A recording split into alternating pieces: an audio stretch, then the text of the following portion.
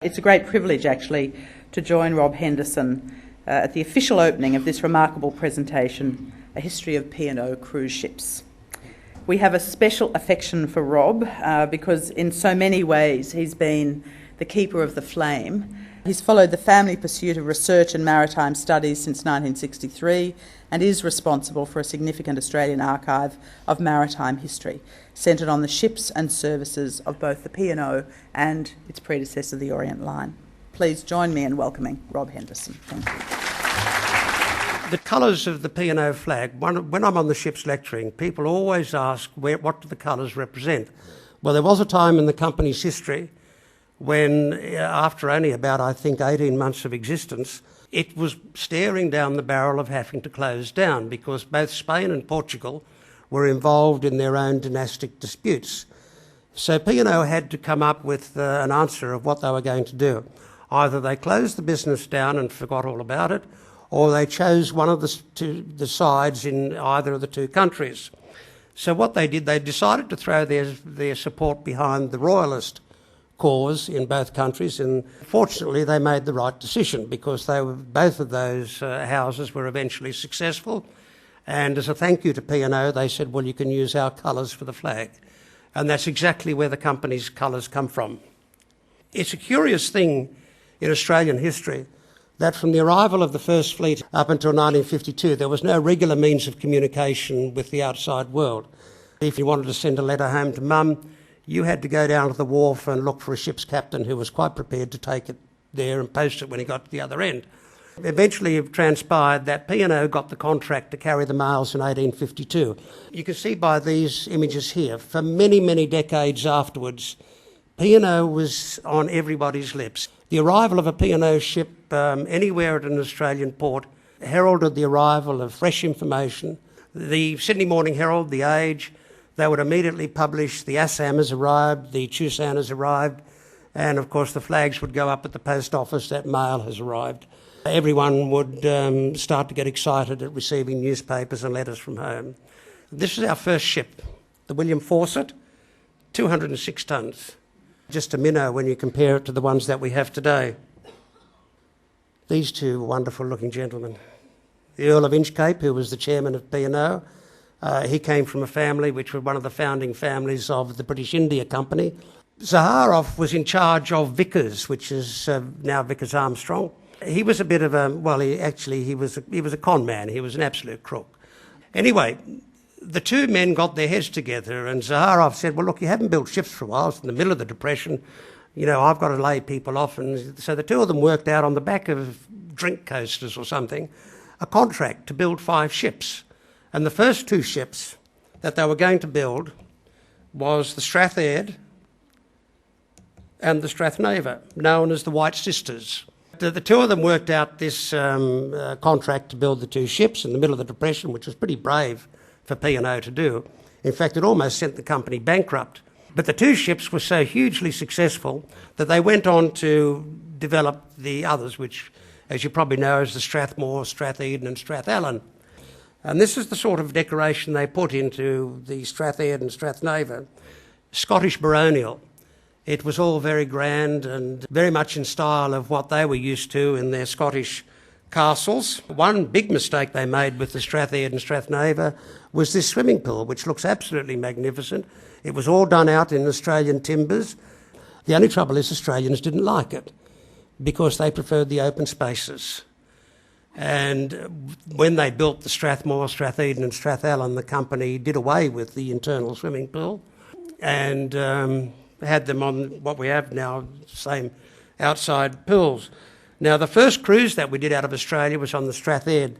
They were actually thinking of using Norfolk Island on a regular basis, but they scrapped it altogether because of the anchorage, which is open to all sorts of weather. Now, you wouldn't do this sort of thing today. You see the passengers there scrambling up a stone wall? I mean, we'd hesitate to think. There's another couple of boatloads of passengers. See, there were no landing stages. There's a group of passengers. Now, we don't have many photographs. We do have this very clear picture of one of the passengers on board the Strathaird, and this is Strathy, the ship's cat. This particular poster, probably the late 20s, might have been in the early 30s, because you can see the three funnels in the background. Now, the only other ships that we had with three funnels was the Narkunda and the Naldira, but I don't think they had the same vent cowls that you can see there. So I suspect this is either very late 20s or early 30s. But it's a wonderful description of what the age was like. It's very glamorous. Now, the Cathay, I'm told, as far as North American market is concerned, they can't get enough round Australia cruises. They love it. The first one came across in 1934. Now, it came about by accident. Halfway between Colombo and Fremantle, the Cathay lost a propeller, just suddenly dropped off. The ship linked its way around to Sydney and went into dry dock and had to wait until the propellers were sent out from England. So they would have to keep her here for a while until the next mail voyage that she was signed down for. So what do we do with it? So they actually ran newspaper ads saying, we are contemplating sending this ship on a round Australia cruise. And eventually the company said, well, there is interest here. So they then put out a schedule. This was the first ad that they put out. It cost you £70 to do a round Australia cruise. Now, these were the other three ships that came with Zaharoff's deal, and you can see there was a total difference in the appearance of the ships. They only had one funnel. The Andersons kept saying to P&O, why on earth are you putting three funnels? Two of them are dummies. You don't need three funnels. And of course, when they came to build these three, they decided that they would take the Orient Line's advice and only have the one funnel. Now, this happy event showing the arrival of the new Strathmore, with the Stork delivering the ship. They had two other ships. There was the Multan and the Maloya, and they would do cruises out of Sydney as well. The problem with these two ships was that they really weren't up to the same class as the Strath ships. The tourist class passengers, there wasn't anything near like a swimming pool. So what the ship would do is they'd rig up this timber structure with a waterproof canvas, and they'd pump seawater in to allow the passengers to at least cool off. When the Second World War broke out, they had to, of course, a lot of these ships were requisitioned for either armed merchant cruises or as transports. And, of course, one of them was in Bombay, and passengers were all turfed off. And they put it into the Mazagon dock to have the guns installed and all that sort of thing. And the ship then took off around the first voyage down to the South Indian Ocean. And when it came to firing the guns, they found one of the funnels was in the way. So the ship went back to Bombay, and they corrected this by taking the funnel out. But that was all well and good. But what they'd forgotten to tell Simonstown, which is South Africa, where the other ship was being modified, they'd forgotten to tell them that this had been discovered. So they repeated the entire process again. There you can see they did restore the funnels after the war. In this case, that was the stumpy funnel that they put back in. So they really completely destroyed the profile of the ships. The Oronsay. The Orient Line in the 1920s, to repair the loss of its ships in the First World War, built 5 ships. This was one of them, the Oronsay. And she was the first Orient Line ship to do a cruise out of Sydney.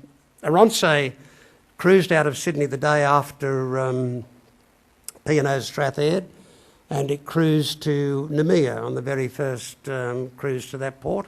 And this is Oronsay in Noumea Harbour, taken in December 1932. The ships couldn't come alongside at that stage.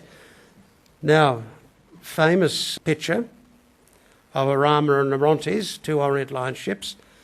And that wharf there is the Finger Wharf. And here's another famous view of this one, the Orontes and the Orion, who are all famous cruise ships, particularly ships like the Orion. This man, Sir Colin Anderson. The Anderson family were one of the families that founded the Orient Line back in 1877-78. He would rather have been an artist and worked at the Tate Gallery than be on the board of a shipping company. So he kept complaining about the style that the company ships. They're old-fashioned, like the one I showed you, with baronial Scottish interiors and great pillars and plenty of gold leaf. He complained so much about it that his uncles and father and the rest of them said, well, all right, here's £1 million, go and build a ship. And if it's not the sort of ship that's successful, then you're not on the board, you can go and do what you like. Now, you would have thought that he would have taken the opportunity and built an absolute dud. But he went to a New Zealand friend of his who was an expatriate architect called Brian O'Rourke, and the two of them put their heads together and they came up with the Orion. No one could believe it when the Orion came out. I mean, she only had one funnel and she only had one mast. I mean, that was unthinkable on an ocean-going ship. But it was an enormous success, so successful that he went for a second one called the Orchidist, which was lost in the war. And this is the sort of interior that Anderson and O'Rourke developed. You can see it's totally, absolutely different from anything else before. It's airy, it's clean, it's just timber. No interpretation whatever that you are in a castle somewhere. You couldn't get away from the feeling that you were at sea, which is what Anderson was trying to get. So this was the style that they developed with the Orient Line, and this was kept going. The two men worked together to develop the Orient Line ships right up until and including the Oriana. Unfortunately, all the registered ships, British registered ships, were requisitioned for service, and we lost all these ones here, all 5 of them. This is after the war, and you've got 3 ships there. You've got Strathmore, which has already had its funnels removed, and the last one will be either Strathaird or Strathnava. And it's a wonderful image of 3 of the Strath ships that served Australia. The replacement ships, Orchidist, which did the first cruise out of Australia after the war, and she carried on that cruise the largest number of passengers ever to embark on a passenger ship in peacetime. She was at full capacity with about 1,300 odd people on board. Now, here's a wonderful picture of P&O's first post-war ship, the Himalaya, and you can see there in the distance where the Opera House is now. The Oronsay, that came after the Orchidist. We very nearly lost the Oronsay. A policeman doing his rounds at night in Barrow noticed what he thought was flickering flames. He sounded the alert. At one stage, it looked as if the ship would be a total loss, but they managed to put the fire out. She was delayed in coming into service for many months while they repaired her. There's another one of those. This is an early morning arrival, but very early in the morning with that wonderful mist in the background hanging around. Now, I still think that one of the nicest lounges ever on board a passenger ship was on the Arcadia. There's another one of them, Iberia. And this is the sort of interior decoration. Now, Iberia, I always thought, was one of the most loveliest ships I've ever travelled on. And then, of course, along came Oriana. To me, Oriana was she was so different. And if you have a good look at that picture there, you can see where the bridge is. The bridge is right in the middle of the ship. And you look at some of the Orient Line ships from 1909 onwards, you can see the gradual shift of the bridge to the centre part. There's another view of Oriana in P&O colours.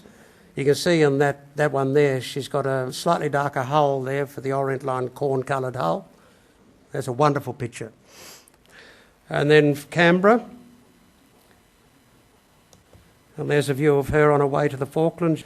And you can see there the first-class pool was all covered in, so it could take 2 helicopters. And a 1962 poster showing the Canberra at dusk alongside the Circular Quay. And our last one for this session, the Fairstar. P&O bought the Sitmar company. She really was the fun ship. Lots of ways.